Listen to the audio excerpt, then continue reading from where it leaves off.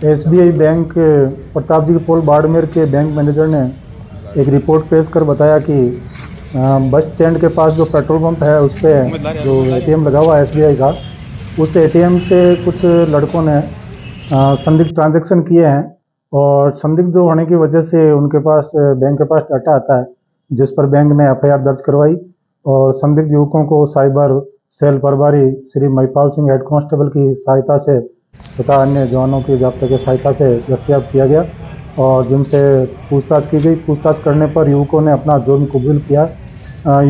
चारों युवक कानपुर के रहने वाले हैं। उत्तर प्रदेश सहित मध्य प्रदेश, महाराष्ट्र, राजस्थान और आसाम तक में इन्होंने एटीएम फ्रॉड की कई वारदातें की है।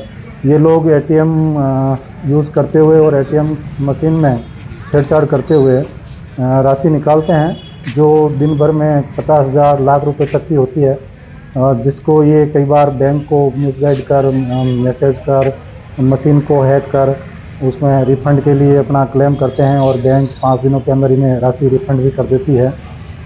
ये लोग लगातार वारदातें करते आ रहे हैं और इन्होंने भीलवाड़ा में भी वारदातें करना स्वीकार किया है, विभिन्न राज्यों में स्वीकार किया है वारदातें करना। अंतर्राज्यीय गैंग है जिसके संबंध में तफ्तीश की जा रही है। इन्हें पुलिस रिमांड पर लिया जाकर और अधिक विस्तृत पूछताछ की जाएगी। ये अपने साथ में काफ़ी कंपनियों के एटीएम कार्ड रखते हैं, विभिन्न बैंकों के एटीएम कार्ड रखते हैं।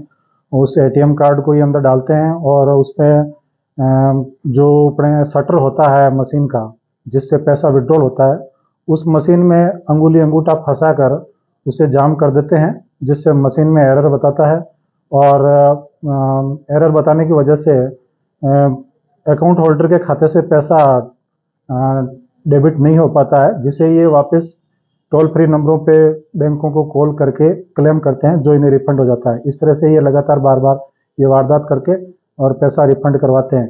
यानी कि ये दो तरीके से पैसा ले लेते हैं। पहले मशीन में अंगूठा फंसाकर पैसा ले लेते हैं और फिर विड्रॉल के लिए क्लेम करके कि हमारा पैसा हमें प्राप्त नहीं हुआ है, मशीन में एरर आया है, और रिफंड के दौरान भी प्राप्त कर लेते हैं।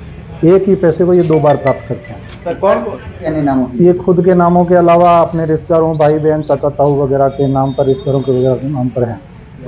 इन्होंने कल दिनांक 12 जनवरी 2023 को एक बैंक से 50,000 रुपये, 10,000 रुपये 5 किस्तों में निकालना स्वीकार किया है और विस्तृत डिटेल बैंकों से प्राप्त की जा रही है। अन्य बैंकों से भी डिटेल ली जा रही है।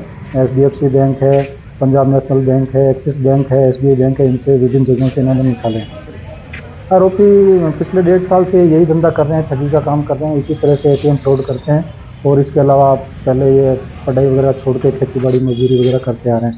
1.5 साल पहले उन्होंने किसी से कानपुर में ट्रेनिंग ली और उस ट्रेनिंग के बाद ये लगातार 1.5 साल से यही काम करते आ रहे हैं। पकड़ में नहीं आने का कारण किसी व्यक्ति विशेष के खाते से पैसा नहीं निकलता है, इसलिए कोई शिकायत करता नहीं है, क्लेम करता नहीं है, और बैंक का पैसा होता है जो मुश्किल से पकड़ में आता है और लंबा चौड़ा डिटेल होने की वजह से ये आज तक पकड़ में नहीं आता है।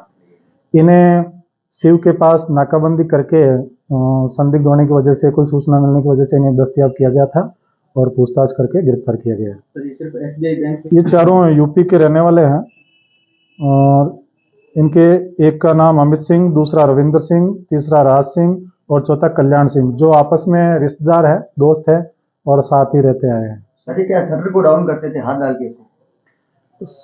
देखिए, मशीन में एटीएम डालते हैं। एटीएम डालने के बाद जैसे ही पैसा मशीन काउंट करती है, मशीन रन करती है, रन करने के बाद शटर खुलने ही वाला होता है, उस टाइम ये विंडो जो जिससे पैसा बाहर विड्रॉ होना होता है, उस विंडो का जो शटर होता है, उस शटर को अंगूठे से जोर से दबाए रखते हैं।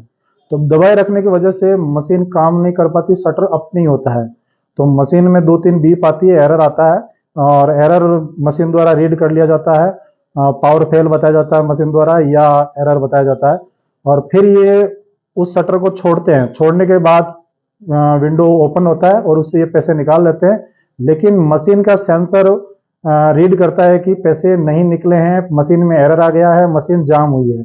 इस देसी तकनीक का ये फायदा उठाते हुए फ्रॉड करते हैं और फिर वापस बैंक को टोल फ्री नंबरों पर क्लेम करते हैं कि हमारा पैसा हमें विड्रॉ नहीं हुआ है, और जिसे RBI की गाइडलाइंस के अनुसार 5-7 दिन के अंदर बैंक को रिफंड करना होता है, और बैंक अपने ट्रांजैक्शन वगैरह देखती है तो उनके स्टेटमेंट में भी यही आता है कि मशीन ने एरर बताया था, तो वो ग्राहक को रिफंड कर देती है। और इसी तकनीक का फायदा उठाते हुए ये लोग इस तरह का फ्रॉड करते हैं। उसका